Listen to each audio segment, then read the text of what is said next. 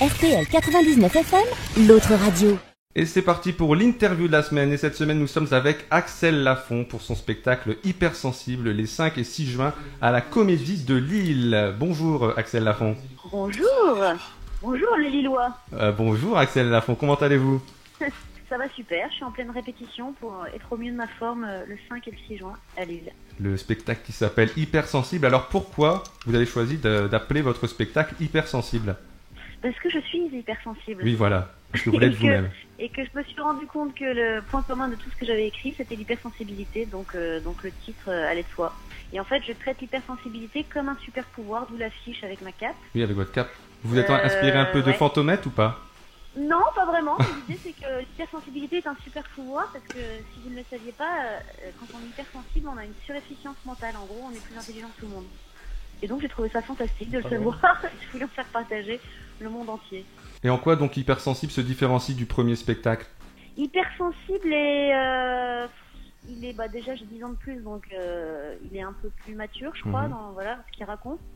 C'est pas du tout un spectacle réservé ni à une tranche d'âge ni à un sexe particulier, parce qu'il est aussi bien pour les femmes que pour les hommes. C'est pas un spectacle de meufs, quoi, du tout. Et les sujets sont assez variés, hein. Je parle beaucoup de réseaux sociaux, de paranoïa, de petits trucs de la vie que j'amplifie par mon hypersensibilité. Mais la particularité, c'est que c'est un spectacle où il n'y a pas de noir, c'est-à-dire que tout s'enchaîne.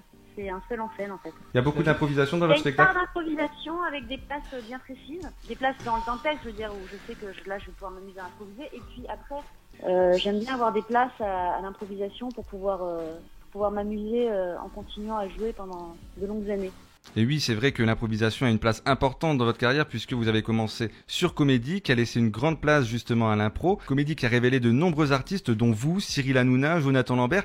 Comment vous expliquez ce phénomène? La particularité de Comédie à l'époque, c'est que c'était vraiment le royaume de la démerde.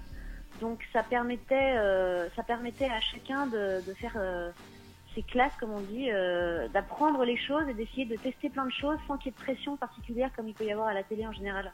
On était obligé de se démerder avec pas grand chose, pas d'argent, et on devait faire des trucs tous les soirs, donc c'était vraiment ça, quoi. Après, si ça a plu ou pas, ça j'en sais rien. Oui, je pense que ça a plu et que chacun, voilà, mais c'est vrai que c'est vraiment, moi j'ai fait qu'une année là-bas et c'est vraiment une année où on est obligé d'y aller et de se démerder. Il n'y a pas le confort qu'il peut y avoir sur certaines chaînes, où il y a plus d'argent, et donc ça motive plus. Et une année là-bas, puis vous avez été donc sur Canal+, où vous avez été Miss Météo. Beaucoup disent de vous que vous avez été l'une des meilleures Miss Météo. Qu'est-ce que vous pensez de la Miss Météo de maintenant? Tout à fait d'accord avec ça.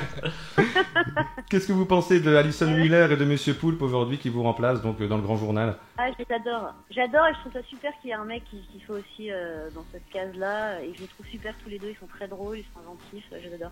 Donc vous avez fait beaucoup de télé? Donc vous avez fait beaucoup de télé. J'ai fait 2 années finalement. On pense que j'ai fait beaucoup de télé, mais j'ai fait une année à Comédie, une année à Canal. Et vous avez aussi fait France 2, vous avez fait un petit peu de On n'est pas couché?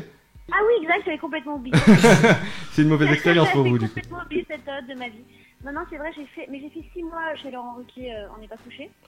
J'arrivais après Foresti, il y avait des gens bien en place déjà, et c'était pas la période la plus éclatante de ce que j'ai fait à la télé. Et vous envisagez de refaire de la télé aujourd'hui?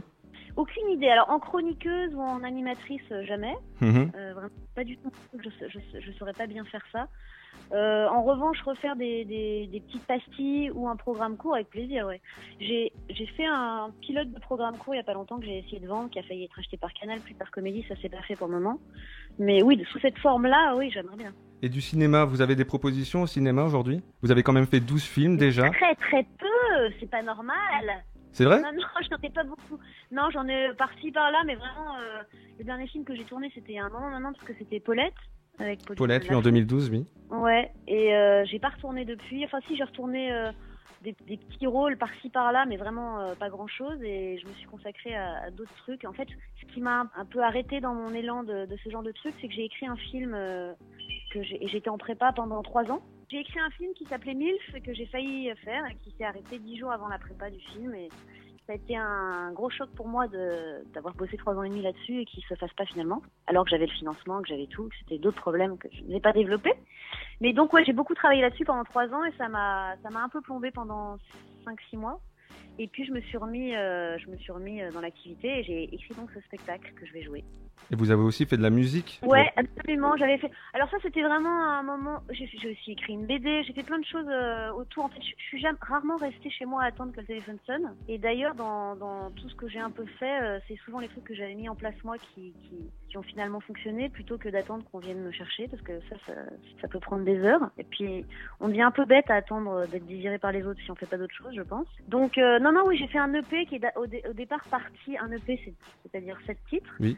Qui au départ était vraiment une blague entre mes frères et moi, qui sont musiciens, et que le truc que tout le monde a fait une fois dans sa vie, c'est-à-dire de traduire littéralement des gros standards américains. Et moi, ça s'appelait Axel Lafont in Translation, et ouais, j'en avais traduit 7 chansons de façon littérale et adaptée.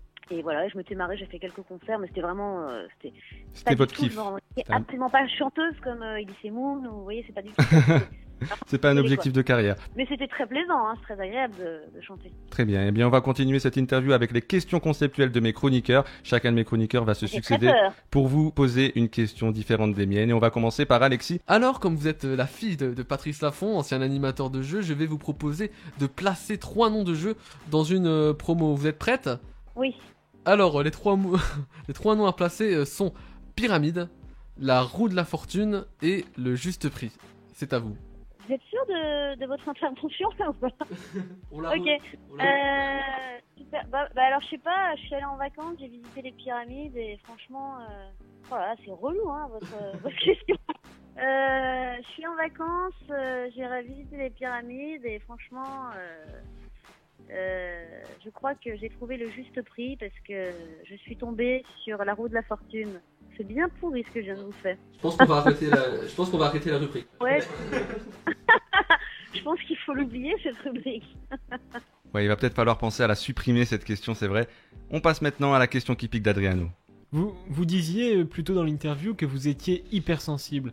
Et j'espère justement qu'avec cette question qui pique, je vais pas titiller votre sensibilité.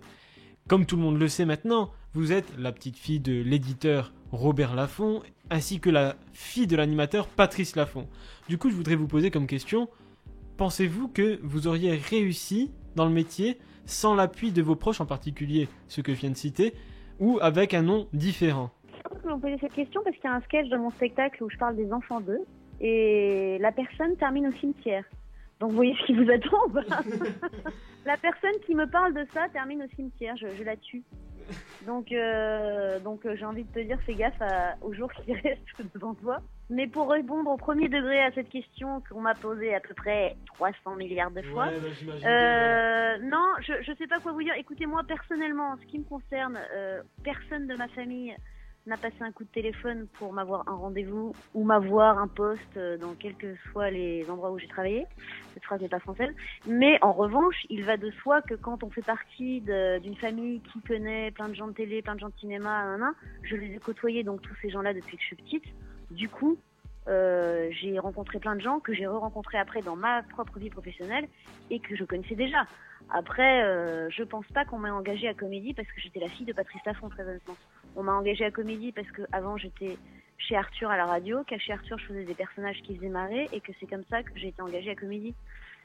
Si j'avais été juste la fille de Patrice Lafont, ça aurait été un peu compliqué comme concept de faire marrer quoi. Mais bon, il est sûr que j'ai côtoyé des gens peut-être plus que d'autres qui font partie de ce milieu, alors que quand on habite, je sais pas, au fin fond de d'autres villes de France où il y a moins de gens qui font ce métier, on a moins accès à ça. Merci Axel Lafont, on termine cette interview avec la question philosophique de Thomas. Alors j'ai pour habitude de commencer ma question philosophique par une citation. Aujourd'hui on va s'intéresser à Honoré de Balzac qui disait « Les personnes sensibles ne sont pas des êtres sensés ». J'en viens donc à la question suivante, dans quelle mesure est-il censé de monter sur scène ? Alors déjà moi je suis absolument pas d'accord avec cette phrase, je pense que les êtres sensibles sont au-delà de sensés, ils sont même plus sensés que les autres. Est-ce que c'est censé de monter sur scène ? C'est un peu suicidaire, mais c'est censé parce que c'est un plaisir, c'est quand même un plaisir énorme.